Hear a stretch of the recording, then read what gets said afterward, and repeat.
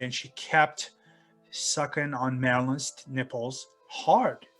Now Marilyn is getting pissed, right? She's a little drunk, so she's getting aggressive. She's getting whatever. She's like, you know what? I told you, don't do that again, you know?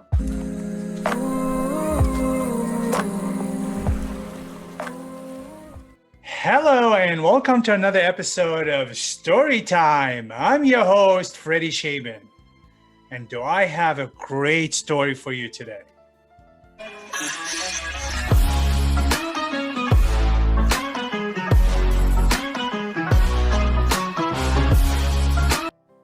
So normally I tell you stories that have something to do with escorting or being an escort agent or part of the business.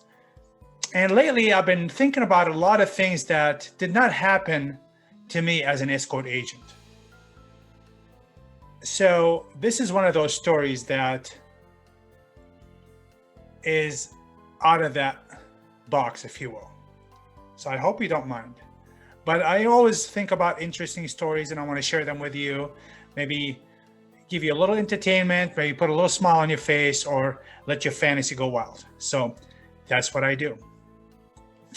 The year was 1995. I was living in Waikiki, and at the time, I produced a show called Island Dolls at the Aston Waikiki Terrace Hotel, which is, if you're familiar with Waikiki, which is on Oahu, it's Honolulu. It's the first hotel coming from Ala Moana onto Kalakaua on the right-hand side. Of course, I lived about 5-minute walk away off Kahu'u in a high-rise, and my gym was right down the street, across the street from Honolulu PD on Kalakaua. So everything was right there. Being in show business, I got to meet a lot of other people that were in the show business down there because it's a very, very small artistic community.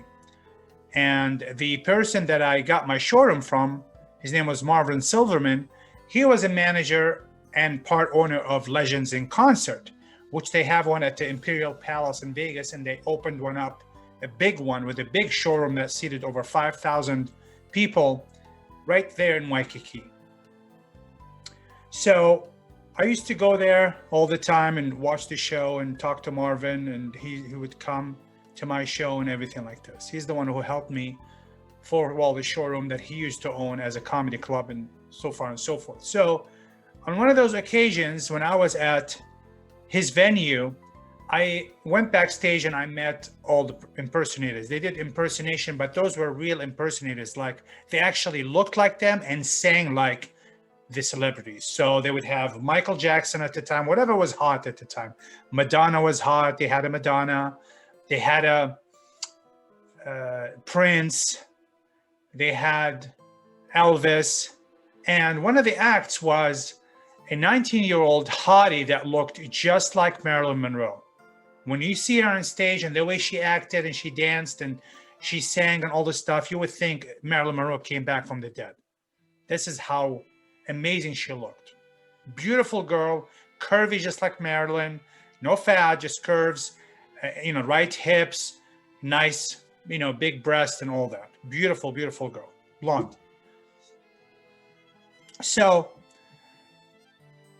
we met and we used to hang out and stuff like this, and she'd come over and we'd watch TV and we'll go to the gym once in a while, and I put her on a program and all this stuff. Back then I was really deep into bodybuilding as well.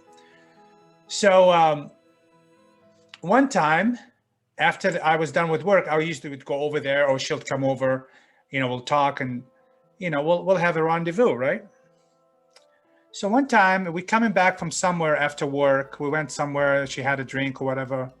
And on the way back, we're walking down Kahu'u Street, which is parallel to Kalakaua, right? Right by the Alawai, which is where that, it's like a canal of water. So while we're walking towards my house and we're talking about different things, and we walked by a peep show type of adult bookstore where they used to have the booths where you could go in and watch porn. This is before the internet, of course. So you'd go in there, put $1 or $5 and pick the movie you want, and you watched it. And it's all small cubicles. So it wasn't like I barely could fit in there. Back then I was about 250, 260, bigger than I am now. And I could barely fit in the booth by myself if I did go in there, which I didn't. Well, maybe I did. Anyway, so me and Marilyn, we'll just call her Marilyn. Me and Marilyn walking by, she was drunk. She was feeling good. She's like, oh, what is that? I said, this is where they do this, this, and this. She goes, I've never been there. I said, come on, let's go in. And she was an adventurous type of girl, very open-minded, very adventurous. And she was very sexual. She loved sex. Like Marilyn. I think she thought she was Marilyn. You know what I mean? Which was good for me. So we go in there, and of course, yours truly is just ready and to go. And we went in there, put a movie in there, let her, put whatever movie she wanted. She was doing some lesbian, scenes or whatever. And I go in there and she had one of those Marilyn dresses too. So I hiked it up and just went to town, and we could barely fit. I'm telling you, it was really funny because people are coming and going in the hallway, because there's like 4 on each side. People come in the hallway and they're just sitting there looking at us, and they're all a bunch of weirdos and creeps and stuff like this, right? Perverts. But so we did that for like, a few minutes. And I said to him, well, let's get out of here. So I went back to my place. That's not the end of the story. And this is not even the story. As you can see, what I have in there, Marilyn Monroe, a Korean model, and me, right? So hold on a second. It gets better. So we go upstairs. I lived, it was like 33 stories building. I lived on the penthouse. It was just a 1-bedroom. It's a condo. So we got to my place, and we had security, and downstairs we had a doorman and a security, and the front, it looked like almost like a hotel when you walk in the lobby, right? So you have to be buzzed in and all that stuff, right? Even back then. So we go up, we're messing around, and this other girl calls me,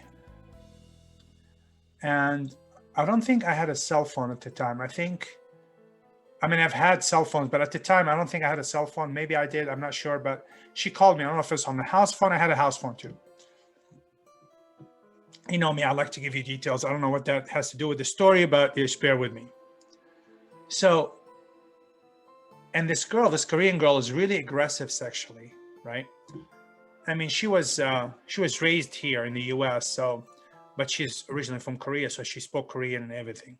Gorgeous girl. You see the picture that I put on the thumbnail? She looked similar to that. I'm telling you, she was hot, gorgeous, and I had met her at the gym.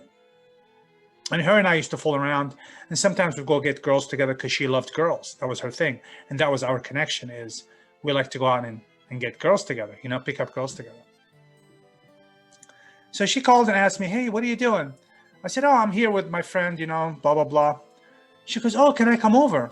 So I looked at Marilyn and I said, a friend of mine asked if she wants to come over. We had just, fooled around and stuff. So she said, yeah, if she, sure, why not? So the Korean chick was right down the street, right? Because she lives not too far. Waikiki is very small. So within 5 minutes, I'm getting buzzed. I told the doorman, yeah, you can let her in. She comes up, and right away, she's like a magnet on Marilyn. I know what she's up to, right? I mean, I've been with this girl before. I know what her motivation is and what she likes. So she starts falling around, and now Marilyn had just gotten her boobs done. She went a little bigger, and she had some really nice ones. They were natural looking, silicone, all that. She had just got them done like 3 weeks prior. So she had told me this already, and I was very careful when we were messing around. And she told the Korean chick, she's like, look, we can fool around or whatever, and Marilyn was experimenting. She didn't know whether she liked girls or not, or whatever, but she was experimenting. She was open-minded, like I said earlier. So she goes, I don't mind you, playing with them, but just leave my nipples alone, because they went around the nipple and they're very sore. And she told her they're very sore, just like she told me earlier. Okay. Now, this Korean chick liked to smoke the ganj, right? She liked to smoke weed. So she was like out of it. I don't know how much she's been smoking, but she's one of those that just like smoked every day, all day, right? And she wasn't even related to Snoop Dogg. Can you imagine?